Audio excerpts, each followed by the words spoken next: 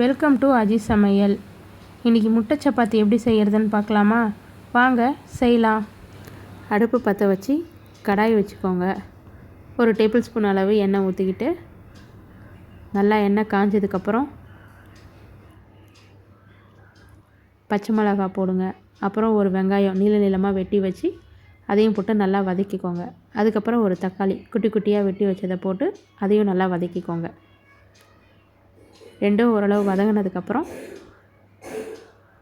உப்பு தேவையான அளவு உப்பு ஆட் பண்ணி அதையும் வதக்கி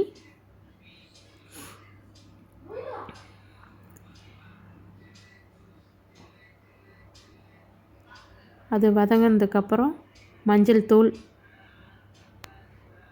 தனி மிளகாய் தூள், கரம் மசாலா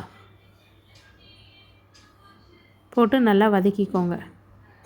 அப்புறம் 2 முட்டை உடைச்சி ஊற்றி அதையும் சேர்த்து நல்லா வதக்கி விட்டு முட்டை ஒரு அரைவாசி வரையும் வெந்தால் போதும், முழுமையாக வேக வேண்டாம். பெப்பர் தூள் ஒரு ஸ்பூன் அளவு பெப்பர் தூள் போட்டு அதையும் நல்லா வதக்கி விட்டுட்டு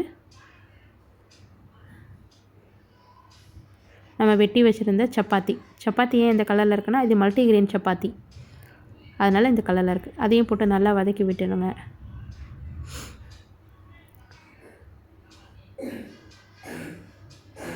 நல்லா வதங்கி முட்டை வெந்தாலும் கொத்தமல்லி போட்டு நல்லா வதக்கி விட்டு இறக்க வேண்டியதான். அவ்வளோதான், முடிஞ்சிருச்சு. வாங்க சாப்பிட்லாம்.